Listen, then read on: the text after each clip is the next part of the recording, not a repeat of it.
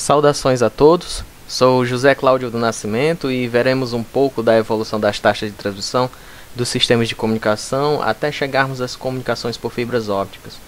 Essa primeira parte do curso ela é um breve panorama das comunicações, mostrando a contribuição das fibras ópticas para a nossa era da informação.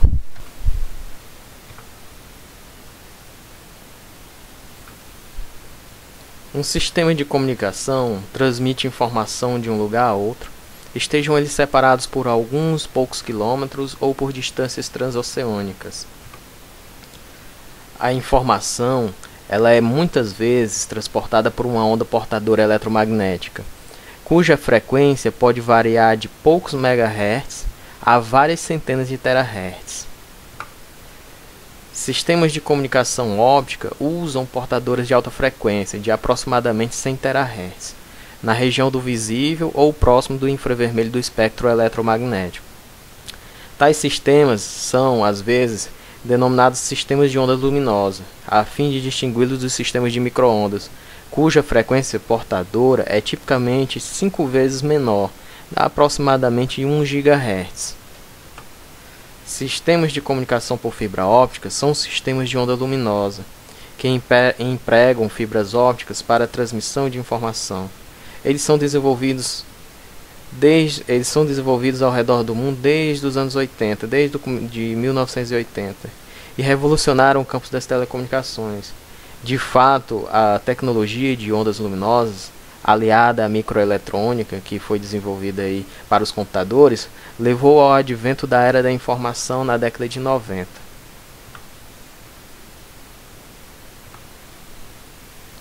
Se interpretarmos comunicação óptica em um sentido mais amplo, veremos que o uso da luz para propósito de comunicação data desde a antiguidade. A maioria das civilizações usou espelhos, faixas de fogo ou sinais de fumaça para transmitir uma única informação, como vitória em uma guerra, por exemplo. Essencialmente, a mesma ideia foi usada até o final do século XVIII por meio de lâmpadas, bandeiras e outros dispositivos de sinalização.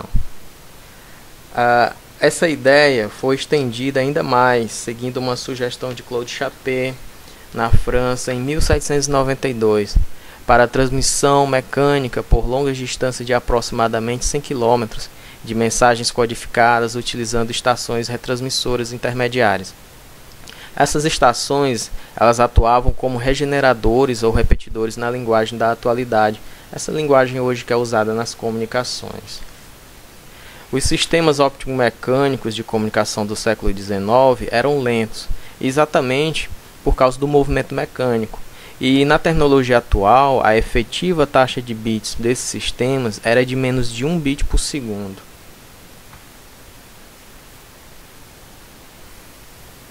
A figura mostra esquematicamente a ideia básica de Claude Chappé. O primeiro deste telégrafo óptico foi posto em serviço entre as cidades de Paris e Lille, duas cidades francesas, distantes uma da outra aproximadamente 200 km. Isso aconteceu em julho de 1794. Já em 1830, essa rede se expandira por toda a Europa, e o papel da luz em tais sistemas era simplesmente o de tornar visíveis os sinais codificados, de modo que pudessem ser interceptados pelas estações retransmissoras.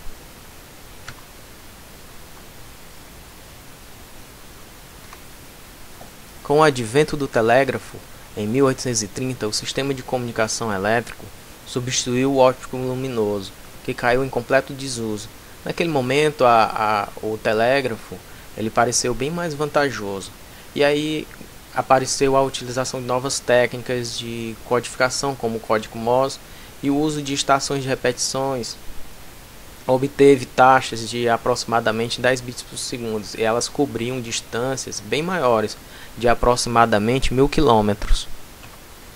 Com essa grande vantagem de cobrir grandes distâncias, o telégrafo logo se espalhou rapidamente pela Europa.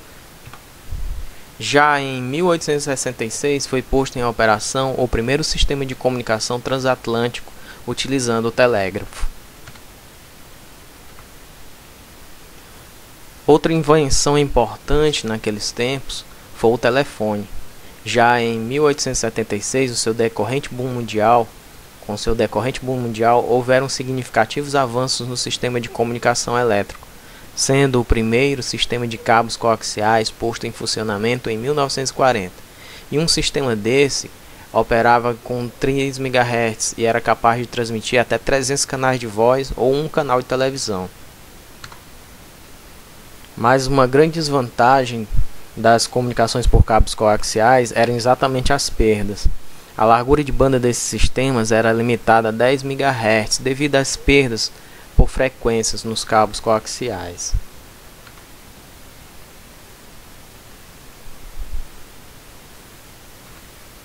Bom, aqui nós temos algumas figuras para ilustrar o que acontecia naquele tempo. Primeiro, ao lado esquerdo, nós vemos uma figura do inventor do código Morse, Samuel Morse, em 1837.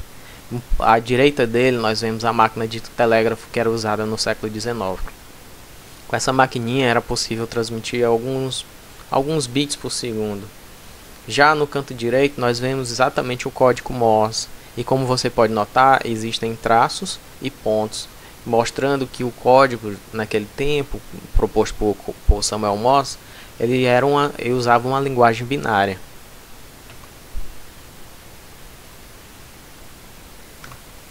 Aqui nós temos alguns telefones de Graham-Bell que eram usados no século XIX. Naquele tempo a comunicação era analógica. Você pode ver que aqui há um carbono que funciona como um pequeno microfone. Você tem, por exemplo, aqui umas bobinas, você tem umas fontes de sinal contínuo. E essa bobina, que é exatamente, ela passava uma corrente por essa bobina, injetando uma corrente por essa bobina, e onde aqui a pessoa falava, e esse sinal de voz vibrava no microfone, e esse sinal era convertido em sinal elétrico, e era transmitido através de fios para um outro telefone.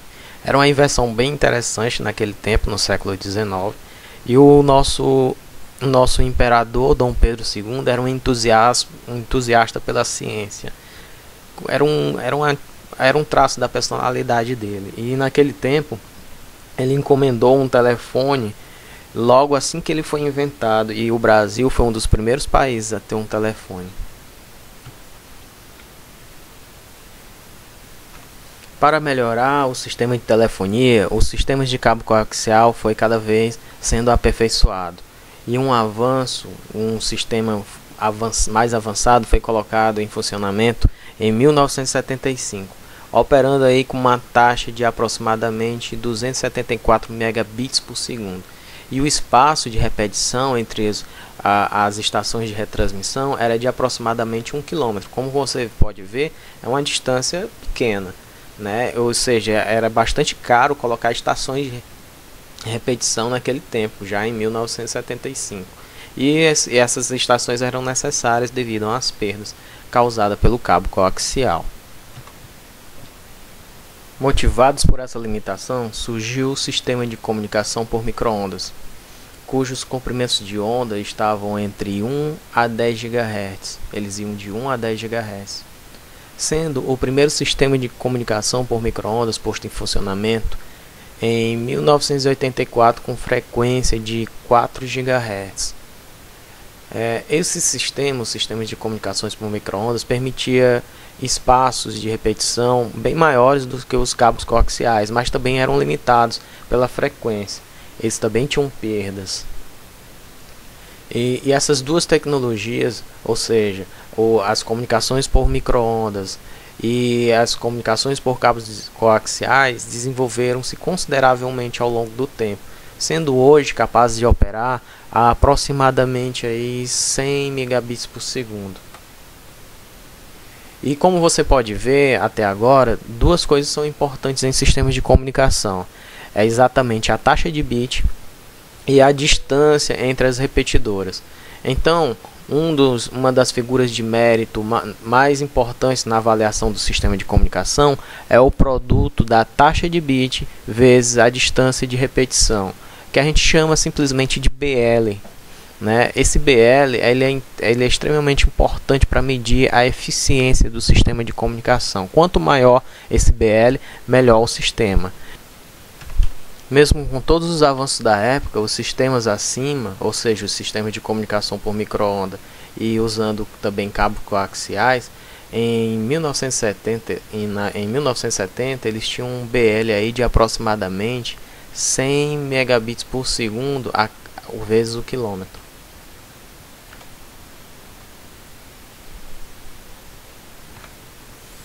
Foi na metade do século XX que se notou, mais ou menos na década de 50, que se notou o grande potencial que teriam as ondas luminosas, se elas fossem usadas como portadoras. Uma vez que o BL das ondas luminosas, né, eram várias vezes maior do que tudo que se tinha na época. Basta perceber que a luz alcança grandes distâncias e a velocidade em que se propaga. Então, teoricamente, a luz tinha um grande potencial para ser usada como um meio de comunicação e aumentar bastante o BL. Já na década de 60, com a invenção do laser, as coisas começaram a parecer promissoras, porque o laser já poderia ser usado como uma fonte luminosa. Isso solidificou ainda mais a ideia de usar ondas luminosas como meio de comunicação, sendo nessa década desenvolvidas várias e diferentes tecnologias para um guia de onda, sendo a mais notável naquele tempo foi o confinamento da luz usando uma sequência de lentes gasosas.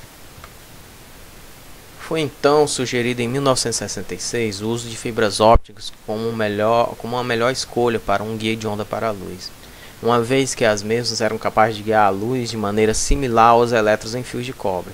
Isso facilitava bastante o manuseio das fibras. O maior problema para o seu uso na época eram as altas perdas na fibra óptica, pois elas estavam em torno de 1000 dB por quilômetro. Então um avanço aconteceu em 1970 com a descoberta de que na região do comprimento de onda de aproximadamente 1 micrômetro, as perdas na fibra caíam para menos de 20 dB por quilômetro. O que precisava apenas era implementar um laser, mas aquilo ali já estava começando a se desenvolver.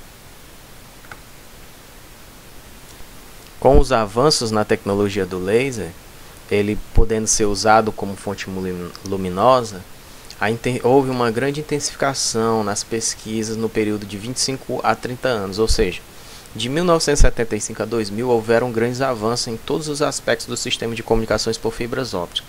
Nós podemos destacar alguns deles. O primeiro deles foi o aumento em mais de 100 mil vezes na taxa de bit.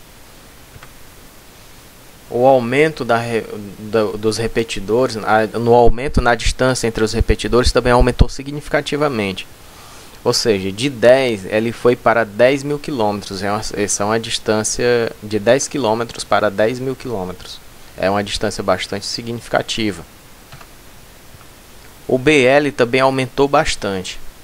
O BL ele aumentou 10 elevado a 7 vezes em relação aos primeiros sistemas da primeira geração, da primeira para a quarta geração. Também é um aumento bastante significativo.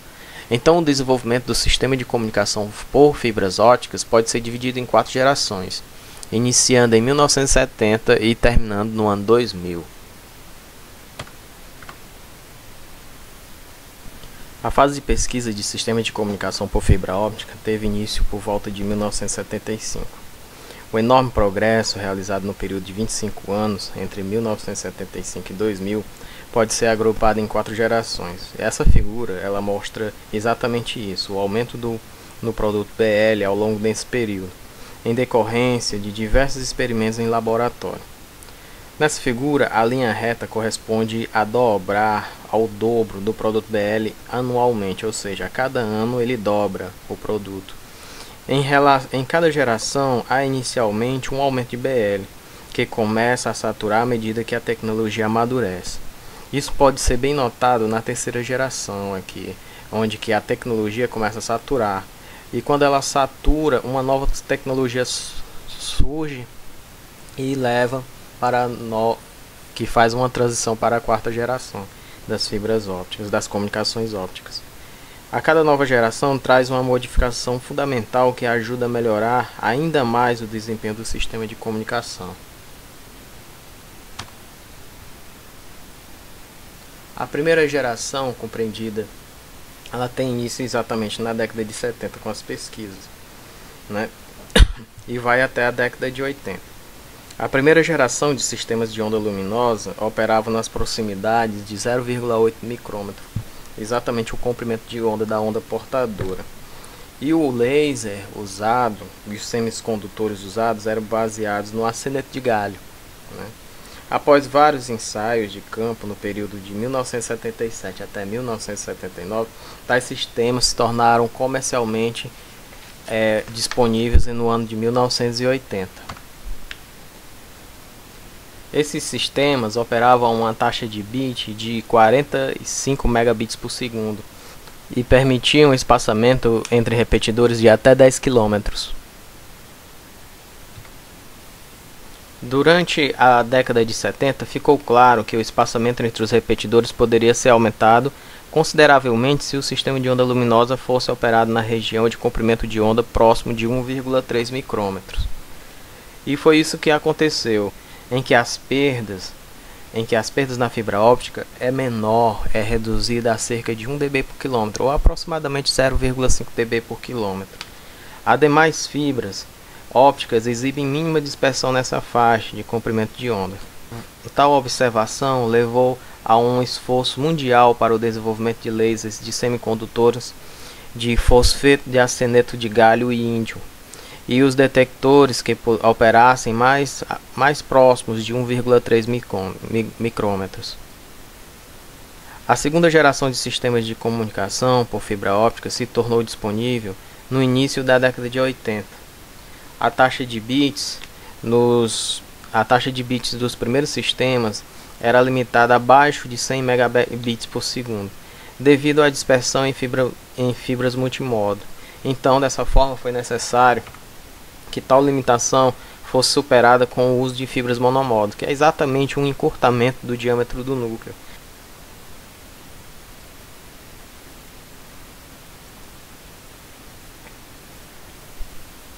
Um experimento em laboratório demonstrou, em 1981, a transmissão a 2 gigabits por segundo por 44 km de fibra monomodo.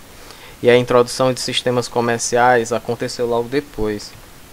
Em 1987, passou a ser comercializada a segunda geração de sistemas de onda luminosa, que operavam em taxas de 1,7 gigabits por segundo e tinham repetidores espaçados entre eles de cerca de 50 km.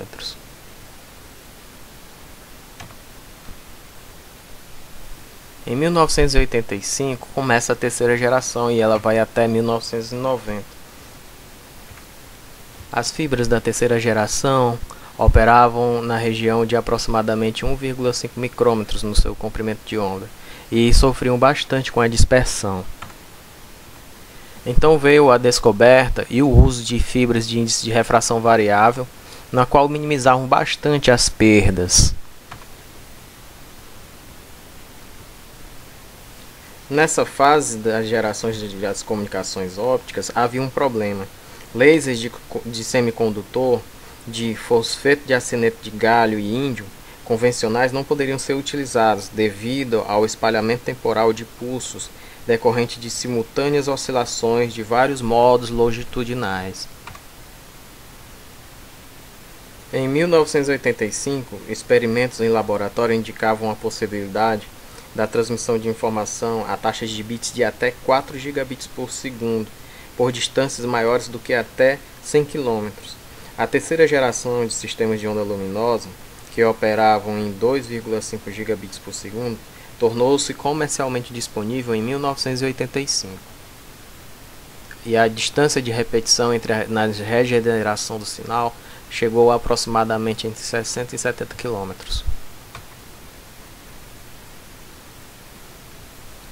Agora, nesse momento, vamos ver alguns elementos da quarta geração das fibras ópticas, das comunicações ópticas.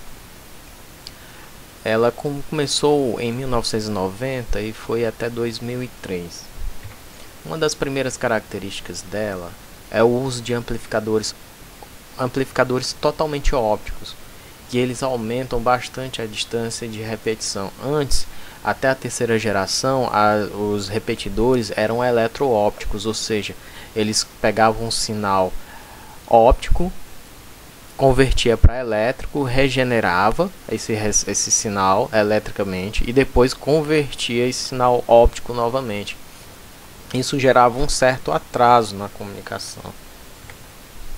Depois, uma outra coisa que também influenciou muito para a evolução das comunicações por fibras ópticas foi o uso do sistema WDM. Agora poderia em uma única fibra óptica você fazer uma alocação de canais. Os amplificadores ópticos usados na quarta geração nada mais eram do que fibras ópticas dopadas com érbio, e elas eram usadas a cada 60 ou 80 km.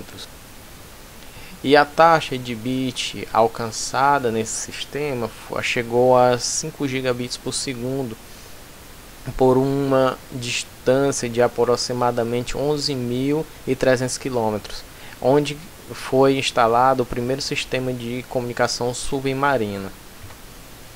A possibilidade da criação de sistemas de transmissão submarinos, transatlânticos e transpacíficos permitiu uma criação de uma grande rede mundial de fibras ópticas interligando os continentes.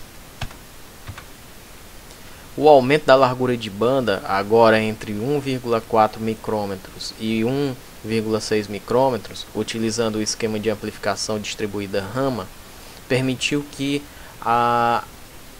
as redes, a utilização do sistema WDM cada vez pudesse evoluir mais.